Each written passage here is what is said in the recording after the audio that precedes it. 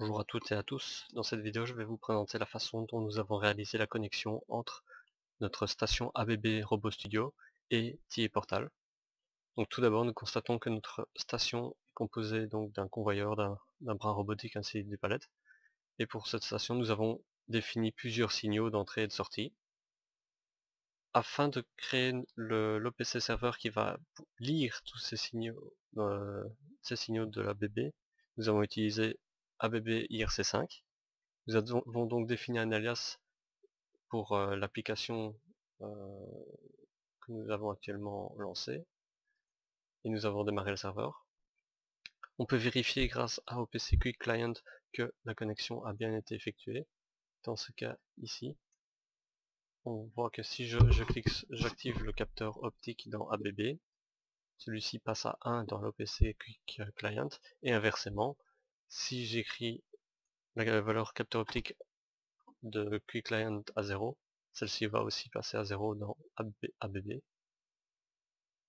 OPC Quick Client ne permet que de vérifier la bonne connexion et n'a aucune influence sur la connexion entre l'OPC serveur d'ABB et TIE Portal.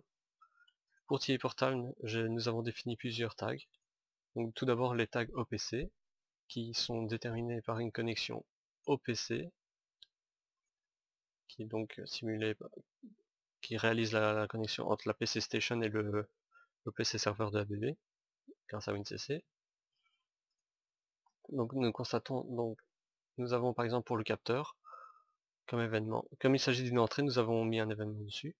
Donc dès que la valeur de capteur change, sa valeur est écrite dans les variables HMI. Et donc dans la variable HMI, nous retrouvons par exemple ici le capteur optique, qui lui est relié avec l'automate programmable grâce à une connexion HMI PLC. Donc cela pour les entrées. Donc une fois que l'automate reçoit ces entrées, il va, grâce au graph 7, il va déterminer les signaux de sortie et il va les actualiser. Donc par exemple, nous avons comme signal de sortie le go home, qui est l'ordre qui permet de retourner à l'origine. Donc l'automate va mettre à jour la sortie. Par exemple, go home va passer à 1 et immédiatement, via la connexion HMI PLC, la variable HMI va également passer à 1.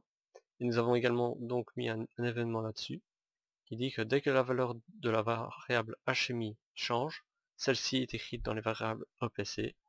Et donc après les variables OPC sont mises à jour. On pourrait vérifier l'état avec OPC Quick Client et la communication est totalement établie avec le ABB Robot Studio.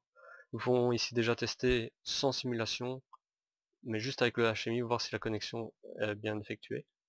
Donc le HMI est en train de s'initialiser. Voilà. Si je dis, donc il faut bien sûr, je ne suis pas obligé de lancer la simulation, mais donc voilà. Si je fais 7 capteurs, celui-ci passe également à 1 dans ABB Robot Studio, et inversement, si je le passe à 0, il passe à 0 aussi dans le HMI.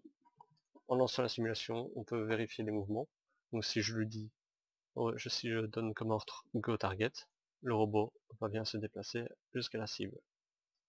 De même pour d'autres commandes. Concernant maintenant vraiment le fonctionnement avec l'automate programmable simulé, nous allons le faire maintenant. Donc je lance la simulation de l'automate. Et lorsque je clique, ici je peux sélectionner le nombre de caisses, 5 par exemple. Et ici si je lance ce cycle, la communication s'effectue. L'automate met à jour les sorties qui sont nécessaires comme les déplacements du robot ou les apparitions des caisses ou les déplacements des caisses sur le convoyeur. Et toute la séquence se poursuit et est commandée grâce au graph 7 qui est contenu dans TIE Portal. Si j'appuie sur stop, les mouvements du robot se terminent et il ne poursuit plus le cycle. Voilà.